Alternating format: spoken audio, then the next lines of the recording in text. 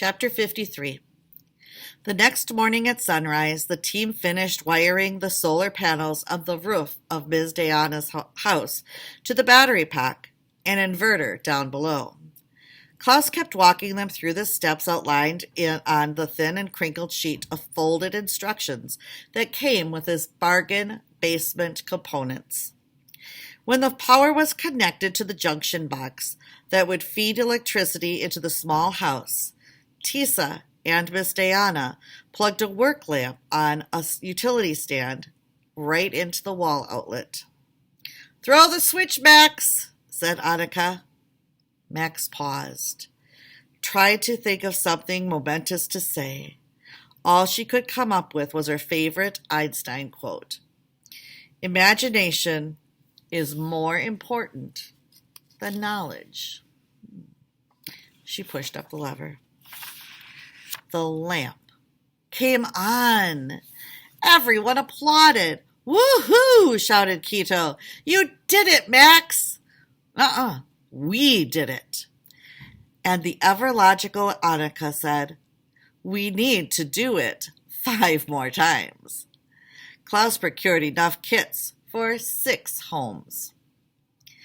"And there are plenty more panels where those came from, believe you me," said Klaus, puffing up his chest with pride. "You just need to know how to wheel and deal." "Actually," said Tisa, "right now what we need to do is to start installing the rest of the solar panels." That made Toma laugh because Tisa had accidentally made a bad space pun. "Oh, rest of the solar systems," she said.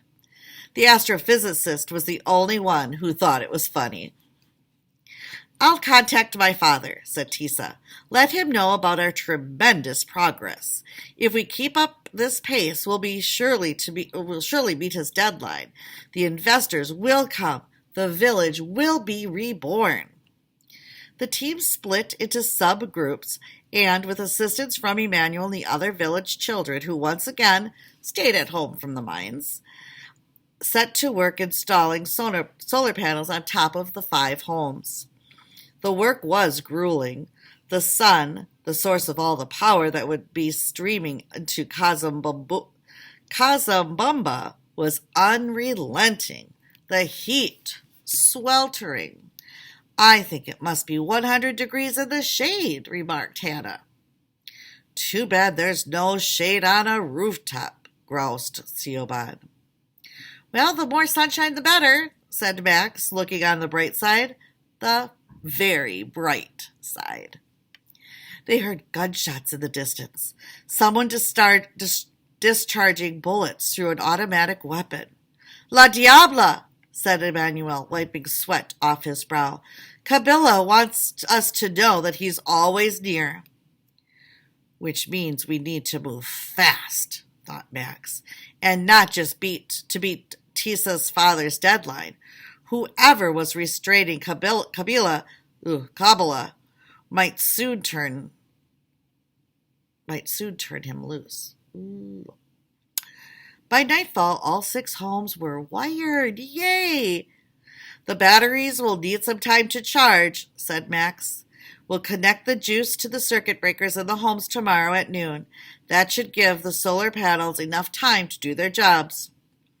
But the next day at noon, when the sun was baking the village and the batteries should have been fully charged, Max once again triumphantly flipped a power switch in the second home.